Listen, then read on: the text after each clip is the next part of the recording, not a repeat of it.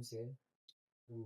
So, in partial fulfillment of our core subject, which is contemporary Philippine arts in the regions, we are tasked to find a local artist here in Gimbal. And out of all the selections, we chose Sir Anthony as our local artist because we know that his works is very unique and most especially his art style. So this afternoon we will be interviewing Sir Anthony and we ready questions here. So first question, sir. It's about your personal data. Please tell us your name, your age, your address, and a little info about your family background.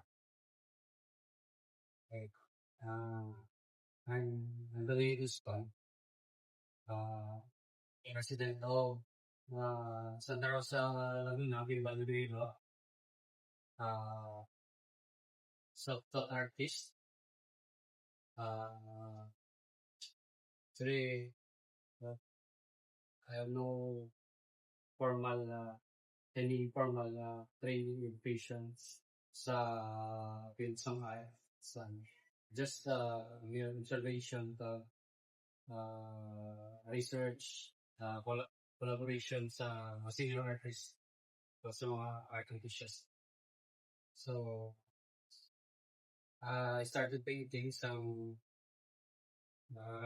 year 2000.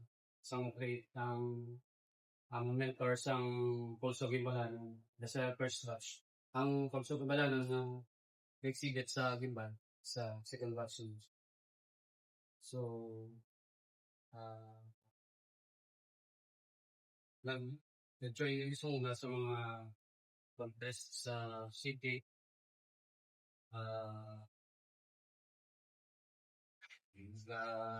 Yung mural contest. Siguro mo na sa factor na nag-pursige ako sa art. Nag-guhit sa ako sa pag-develop sa skills ko. Actually, hindi ba ko talented yun sa art. Siguro nga pag na-skills ko sa ano na siya though combination na sa isang hardware. Constant practice na unlike sa ibang artist na makita mo sa pamilya nila na galing. Though gifted sila yung ako though wide. Next question, sir. So we all know that specialty mo, sir, is painting. But besides painting, sir, may na-notice kami nga iba pa rin nga style kang artwork. So what are ang local materials, sir, na ginagamit mo sa ibang mga artwork besides painting, sir? Siguro collage. Portion lang sa collage.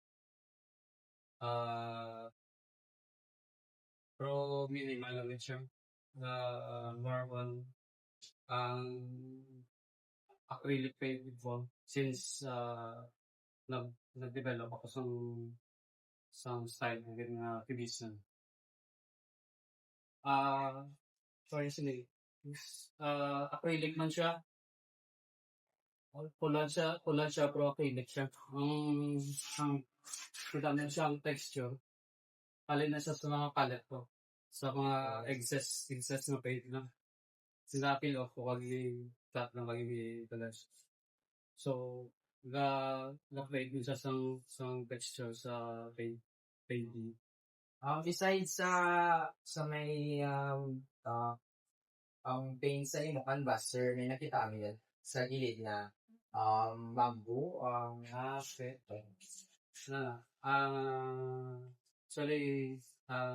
parang prototype siya. May prototype sa craft naman sa artistic craft na. Ang atong banwa, the-create some souvenir, kita mo sa may tinda. Sir, pasalubong center. So, try ko kung pwede siya. Pero, pwede siya, bro. Medyo kaya din siya big. So, under study siya. kung ang production kung sustain. Next question, sir. Pila ka years mo rin, pila ka current ka years paint or kubra kang art? More than 20 years siguro. Kaya ang dumdama ko nga, pinaka-early works ko. So, mga 1999, nasa canvas. So, hindi ko na naisip kung pilanang yung artworks. So, sa, siguro, lamang. Kung ipile mo siguro sa room yan simple, mabuta ako. So, hindi ko na Okay. Next question. Hindi man din tamang question, sir, but anong message mo para sa mga young artists kada nga generation in terms of using local materials? Ang local materials, sabi, daw, magudlay, ma-create sa mo art sa unique na way gamit sa unique na mga materials. So, sa mag-browse sa YouTube, instantly makita mo mga forms of art na though hindi mo maisip nga magamit nila lang. Yan, i-try lang. Ang importante dyan, kung ga-create ka sang art, try not to copy, kuha ka lang inspiration, pero try not to copy, create your own identity. Ang tawag sila sa mga sa art, siya daw branding. For example, ako sa art, sa painting, damo sa nag-division, kung distinguish mo yung style of it, makita mo sa mga artworks mo. Division, pag may tao, may figures, pag ang subject is traditional. So, last question, sir. Based sa mo, sir, what are the advantages or impacts ng paggamit ng local materials? You know that Gimbal has a lot to offer when it comes to local materials sa community, sir. So, what do you think is the advantages or impact ng ating local materials when it comes to pag-iwo ng art, sir? Mabili mga local needs. Example man, sir, ang bamboo na nila.